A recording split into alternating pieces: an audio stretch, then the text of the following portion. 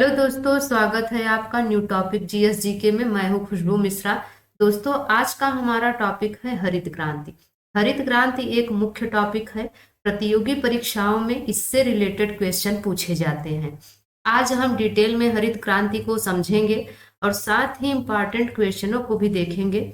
Channel पर यदि आप पहली बार हैं तो चैनल को जरूर सब्सक्राइब कर साथ ही साथ बेल आइकन को भी प्रेस कर लें, जिससे वीडियो का नोटिफिकेशन आप तक पहुंच सके।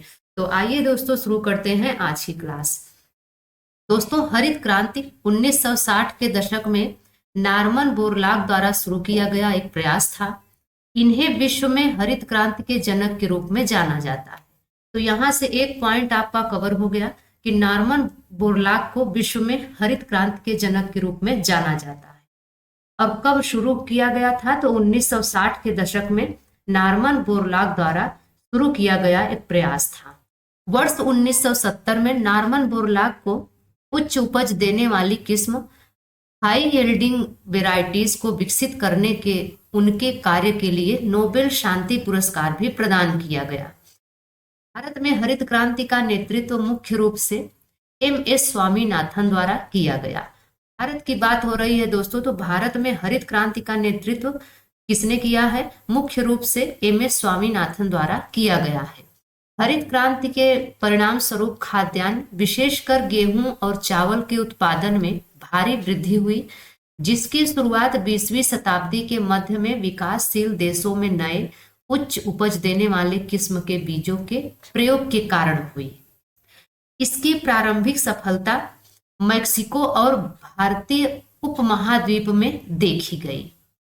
वर्ष 1967-68 तथा वर्ष 1977-78 की अवधि में हुई हरित क्रांति भारत को खाद्यान्न की कमी वाले देश की श्रेणी से निकालकर विश्व के अग्रणी कृषि देशों की श्रेणी में परिवर्तित कर दिया। दोस्तों, हरित क्रांति, जिसे तीसरी कृषि क्रांति के रूप में भी जाना जाता है, प्रौद्योगिक हस्तांतरण की पहल की अवधि थी, जिसने फसल की पैदावार और कृषि उत्पादन में बहुत वृद्धि देखी गई। कृषि में ये परिवर्तन द्वितीय विश्व युद्ध के बाद विकसित देशों में शुरू हुए और 1980 के दशक के अंत तक विश्व स्तर पर फैल गए। क्रांति में शामिल होने वाले महत्वपूर्ण फसलें कौन कौन सी थीं? तो क्रांति में शामिल होने वाली मुख्य फसलें गेहूं, चावल, ज्वार, बाजरा और मक्का। गैर खाद्यान्न फसलों को नई रणनीति के दायरे से बाहर रखा गया था। गेहूं कई वर्षों तक हरित क्रांति का मुख्य आधार बनी रही। अब दोस्तों, हम थोड़ा सा नॉर्मन बोरलॉग के बारे में जानकारी प्राप्त कर लेते हैं। अमेरिका के कृषि वैज्ञानिक डॉक्टर नॉर्मन बोरलॉग ने 1950 के दशक में खेती किसानी की दुनिया को पूरी तरह से बदल दिया। यूनिवर्सिटी ऑफ मिनेसोटा से प्लांट पैथोलॉजी और जेनेटिक्स में पीएचडी पूरी करने के बाद डॉक्टर बोरलॉग मैक्सिको चले गए। यहाँ उन्होंने गेहूं का हाइब्रिड पौधा तैयार किया, जिसमें फफूंद और बीमारियां नहीं लगती थी और यह ज्यादा पैदावार भी देता था। जब भारत ने उनके तरीकों को अपनाया, तब मैक्सिको से गेहूं 18,000 टन अधिक उपज देने वाले बीज आयात किए गए। तो इस तरह से जाकर के हरित क्रांति की नींव पड़ी। हरित क्रांति के परिणाम स्वरूप निम्न उपलब्धियां क्या हासिल हुई हैं, उनको हम देख लेते हैं।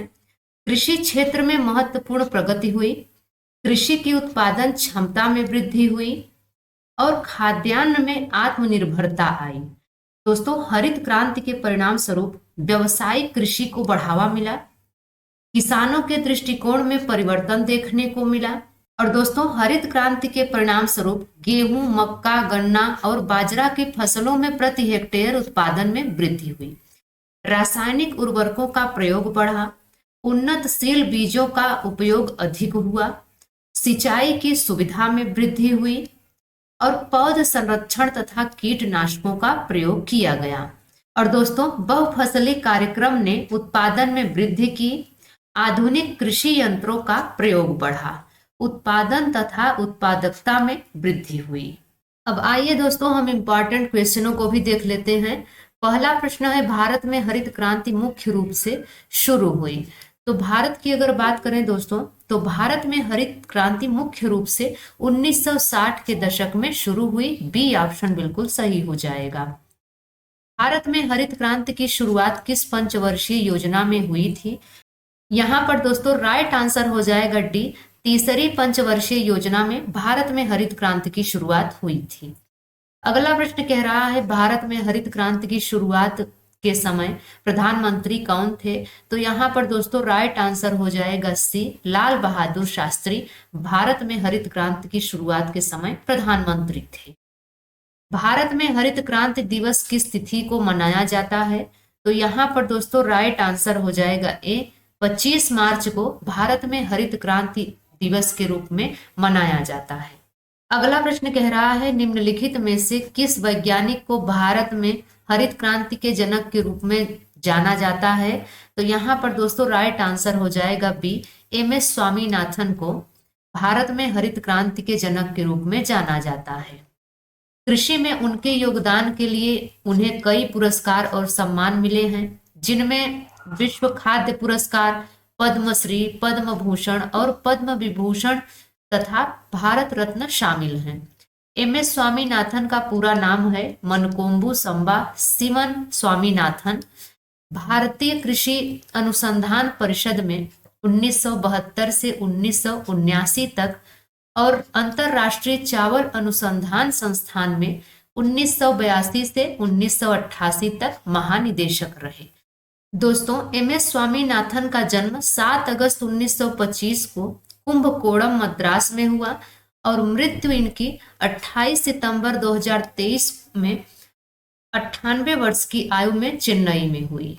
अगला प्रश्न है हरित क्रांति ने खाद्य फसलों की उपज में वृद्धि की और इस प्रकार भारतीय अर्थव्यवस्था में योगदान दिया। तो यहाँ पर दोस्तों राइट आंसर हो जाएगा डी, सकारात्मक योगदान दिया।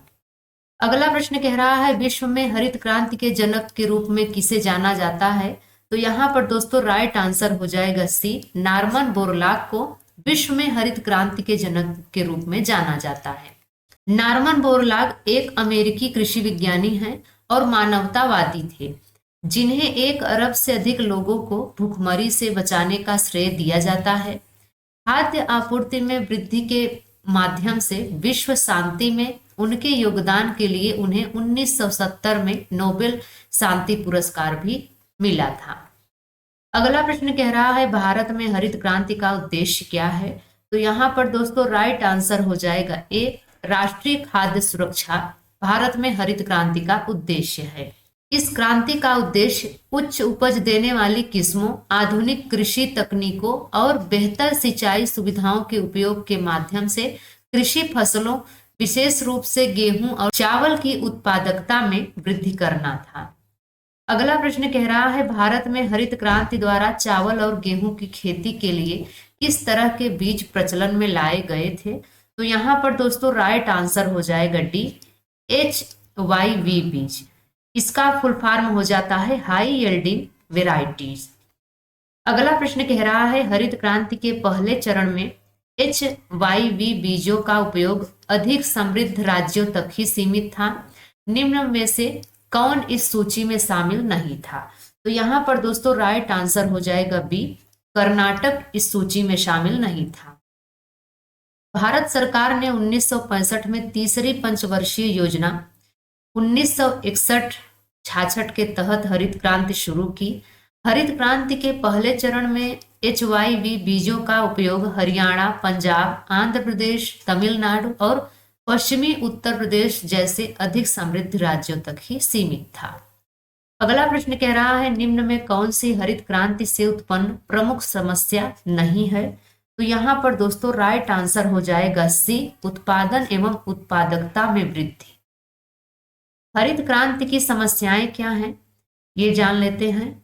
अंतर फसल असंतुलन, क्षेत्रीय विषमताएं हैं, अंतर व्यक्तिगत असमानताओं में वृद्धि है, बेरोजगारी या श्रम विस्थापन है, पूंजीवादी कृषि को बढ़ावा देना है।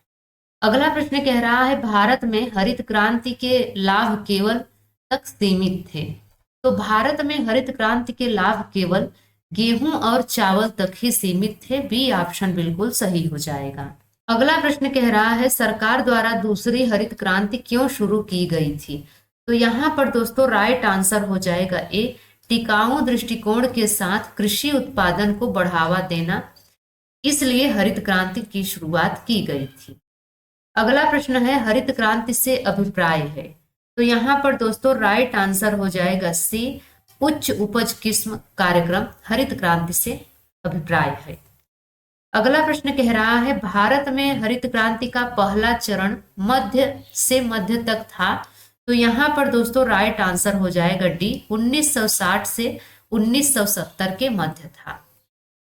अगला प्रश्न कह रहा है भारत में हरित क्रांति का दूसरा चरण से अस्तित्व में था। तो यहाँ पर दोस्तों राइट आंसर हो जाएगा ए, 1980 के दशक के मध्य से 1990 के मध्य तक दूसरा चरण अस्तित्व में था। दोस्तों मुझे उम्मीद है यह वीडियो आपको पसंद आई होगी, आपके लिए हेल्पफुल भी रही होगी। अगर यह वीडियो आपको पसंद आई हो, हेल्पफुल हो, तो आप वीडियो को लाइक करें और शेयर करें और साथ ही साथ चैनल को सब्सक्राइब करना ना भूलें। तो मिलते हैं किसी और वीडियो के साथ, तब तक के लिए बाय एंड टेक केयर।